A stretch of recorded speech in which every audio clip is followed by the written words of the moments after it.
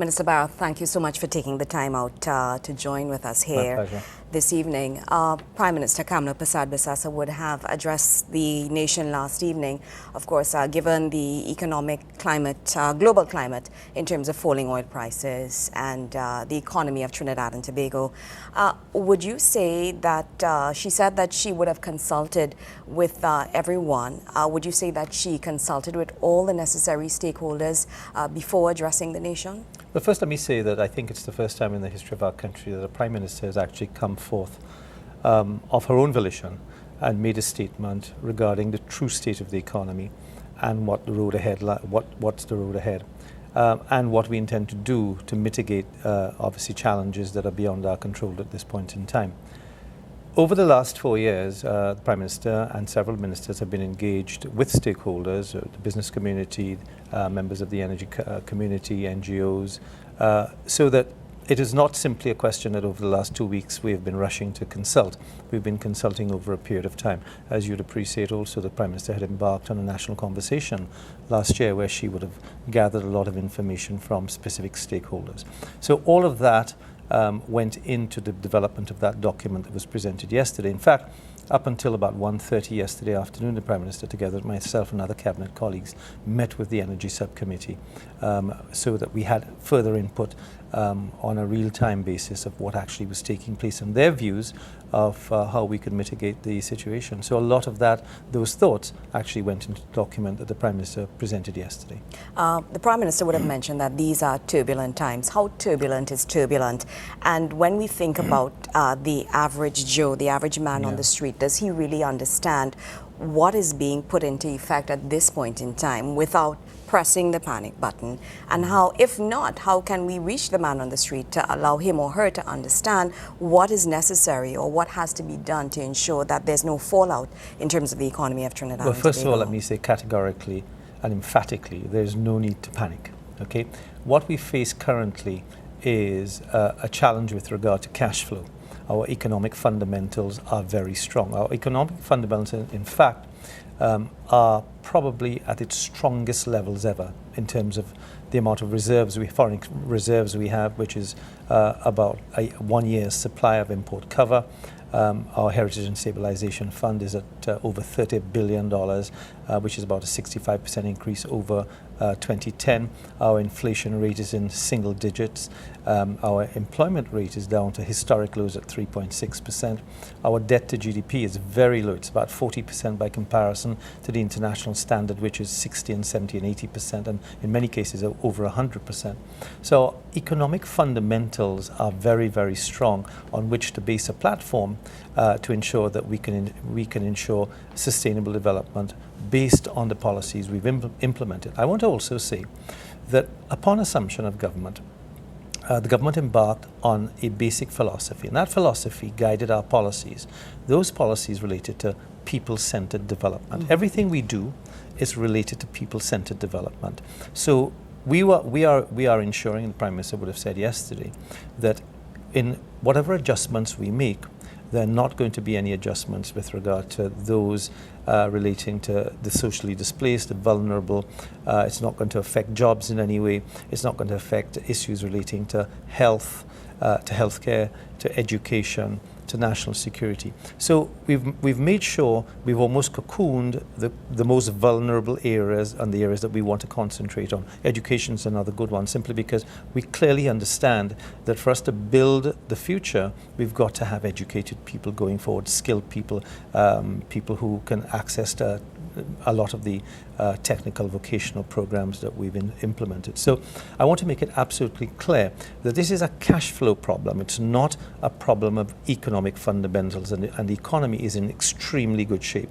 So all that we've done, all the Prime Minister has done, is essentially scale back the amount of monies that will be flowing into the economy by cutting back or deferring some of the projects that we had lined up. But as I said, I want to make it very clear that many or all of those areas I've just discussed, I've just mentioned, are not going to be touched at all. Minister Bharath, of course, let me be devil's advocate here. Of course, you're saying that at this point in time. When we look at minimum wage, when we look at the baby care grant, pension, of course, we're looking at, I think that increase would have taken place as of January this month. But the naysayers that will say that this is an election year and government, the administration is pulling the wool over our eyes, pushing stuff under the carpet, and not really telling the truth or allowing the general public to understand that these are dire times and we are in dire straits. How do we address that without basically just making a statement saying, all right, I want to make it fundamentally clear that it's not panic time? Well, simply because of this. When one looks at the price that we are now averaging, which is $45 per barrel and $2.25 per MMBTU for gas, and when one looks at what the projections are from Standard & Poor's, Moody's, and the U.S. administration, the Energy and Information Administration, you will see that they are pegging their medium-term prices at between $62.70 and $70. We are at $45. In other words, we've left a significant amount of room. We're nowhere close to what they're suggesting the balance is likely to be. So we have a lot of room in there in the event that there are any further movements. And so therefore we feel if there is prudent management, if there's fiscal discipline, which we intend to exercise and which we have been for the last 4 years, there's going to be absolutely no need for any panic or any further adjustments, clearly. Now, this is a good signal and a good time for us to look and to press the diversification button even further. And as you may know, over the last 3 or 4 years, the government has embarked on a very aggressive diversification process into the areas of financial services, ICT, tourism, the creative industries sector, agro-processing, and the maritime sector. And we are going to continue. None of those areas have been affected. In fact, we're going to encourage more investments into those areas, which in itself will produce more jobs and more economic activity. And let me just say, in the last year alone, we've created 1,000 new jobs in the financial services sector. When we look at shale production in the United States, and of course they may be at this point in time experiencing some sort of minimum boom, for want of a better word, but things are better now in terms of their economy. But how are we now going to, given what's taking place globally, because it's not just affecting Trinidad and Tobago, how are we going to maintain investment, foreign investment, grab them, reel them in, and keep them here in Trinidad and Tobago? Well, one of the ways that we're going to do that is to ensure that we move our investment thrust significantly away from oil and gas and towards the non-energy sector. Let me also say that in the last 4 years, we have added $13 billion onto our non-energy revenues. That's a significant amount of money. And so therefore what we're seeing is a shift, a gradual shift albeit, away from oil and gas into the areas of non-energy.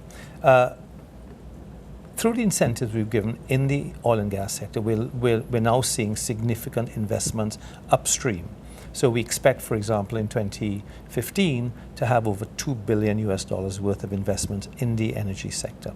But we also, because of the work that we're doing as far as ease of doing business is concerned, and as you know, our philosophy at the Ministry of Trade is moving from red tape to red carpet, we've started to see a lot more investor proposals coming into Trinidad and Tobago. Now, we've got to bear in mind that we are competing with the rest of the world. Mm-hmm. We're competing not just with our neighbors, Jamaica, Barbados, and others, but we're competing with the rest of the world for that elusive investment dollar.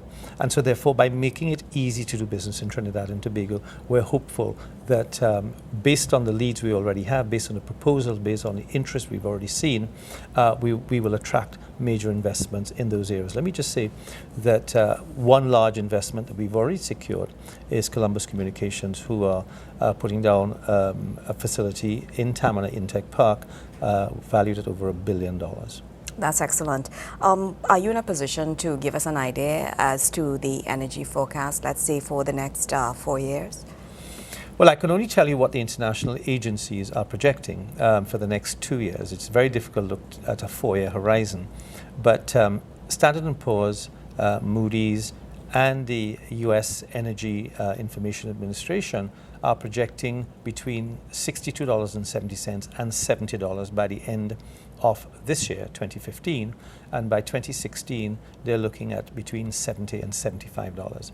Now, we are also aware that for the Americans to produce shale gas and sell it profitably, they need to be around about the $85 mark. So clearly there's going to be a figure at which the price of oil will eventually settle, and we believe it's going to be around that figure. We also know that other large producers like Russia need to be around the $85 mark to be efficient and to be profitable.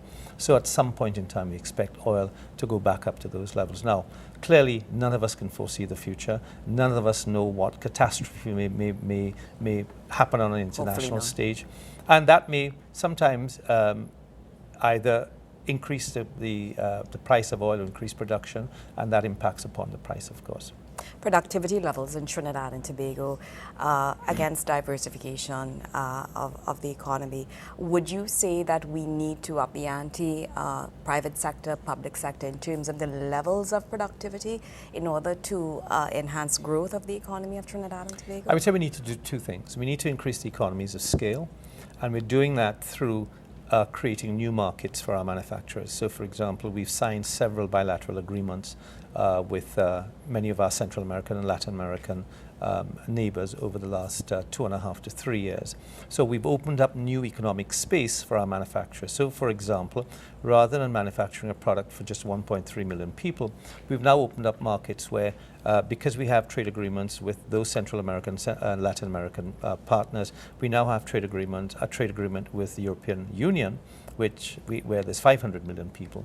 We've now opened up a market potentially of 500, 600, 700 million people to which we can sell, which means that our manufacturers here in Trinidad and Tobago have a much wider scope. They are also now able to manufacture much larger quantities of product, which means that their unit costs will likely decrease, which allows them not just to be able to compete on the export markets, but allows them to defend their local market against international competition. And yes, you're quite right. Obviously, we need to increase our productivity levels. We're nowhere close to many of the first world manufacturers as yet, but I believe that exposure to those markets are likely to force us in that direction. Mr. Bharath, last but not least, pegging our budget on $45 a barrel. Does that allow us to breathe? Is it that we can relax at this point in time, or is it that we really need to hit the ground running? Well, I think it's all hands on deck. I think the Prime Minister has stated very clearly that this is not a time for the faint-hearted. This is not a time to change directions. We believe that we've set the right policy perspectives. We believe that we have the right leadership. We believe that we have the expertise and the capacity. We believe that having gone through this once before, that we are well poised to be able to steer the ship through the choppy waters back to the bay safely. But it really does require a concerted effort on many people's part. As I said, our budget has been set at a very conservative level at $45. We believe we have a significant amount of room there. Our balance of payments figure is very good as far as the country is concerned, and our dollar remains very strong and very attractive. So we have all of the ingredients there for the economy to continue, based on the fact that, of course, other than the fact that, of course, oil has reached $45 a barrel, we have all of the ingredients, we believe, to be able to take the economy forward. Thank you so much, Minister Bharath. It's been my pleasure.